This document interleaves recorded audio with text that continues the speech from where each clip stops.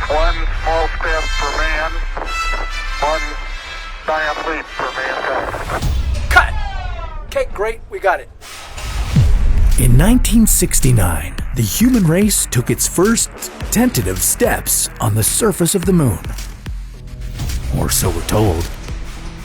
Since Neil Armstrong's giant leap for mankind, hundreds of conspiracy theories have been put forward, claiming the Apollo 11 moon landing was shot on a movie set.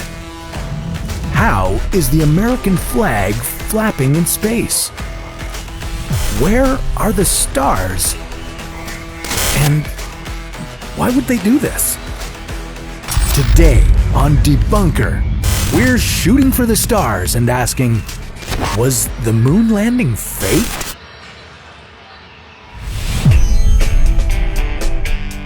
The year is 1969. Woodstock is rocking. The Manson family is horrifying. And NASA is putting a man on the moon. Less than a decade before, President John F. Kennedy promised the nation America would win the space race against what was then the Soviet Union. The question is, how far were they willing to go to keep that promise? The first rumblings that the moon landing was faked started to circulate after former U.S. Navy officer Bill Kaysing wrote a book entitled "We Never Went to the Moon: America's $30 billion Swindle."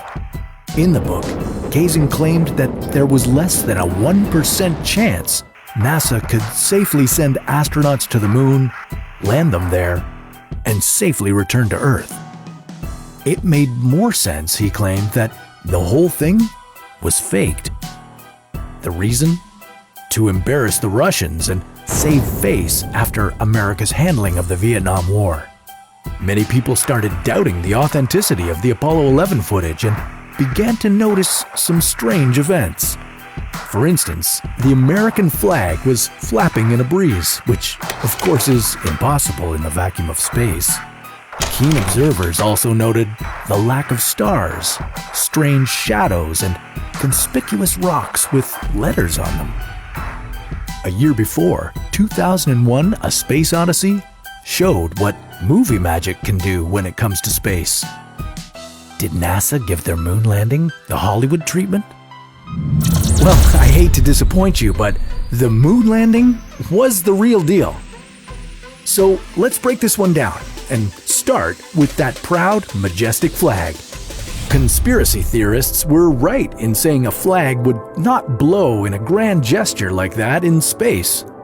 But here's where things get interesting. Rods were inserted into the flag to make it look better and compensate for the lack of wind. That added more gravitas to the image. Next on the list would be the stars, or lack thereof. Here's the thing. Have you ever tried to take a photo of stars during the day? Can't see much, can you? That's because the sun overpowers everything. The same thing happened up there on the moon. Those shots from the lunar surface are the equivalent of daytime photography. Okay, so we covered the light, but what about darkness? Those shadows look like some amateur filmmaking, don't they? Well, you gotta remember, rough and uneven surfaces don't reflect light smoothly. A light that bounces off an irregular surface can make a weird shadow. You try lighting some moon rocks. It's hard, okay? But what about that weird prop? You know, the rock with the C in the upper corner? That's gotta be an art direction goof, right? Today, we have conveniences with digital photography, but film, let alone film in space, can do some weird stuff. Sometimes, when you make enlargements from the original stock, debris can get in the way and mess up a print. Think of how overexposing a print can wash out the color, or a scratched negative can mess up an image. In this case, the original photo doesn't have a C on the stone. So, how did it get there? Well, a thread, Stray hair, maybe even a thin fingernail landed on the machine when the new image was made, resulting in the C shape. So here's the truth. As fun as it is to wonder if the moon landing was faked, 2 American astronauts did land on the moon in 1969. And even if you believe they didn't, that's not going to change the minds of the engineers who put them there. So we're considering this conspiracy debunked. What case do you want us to crack open next?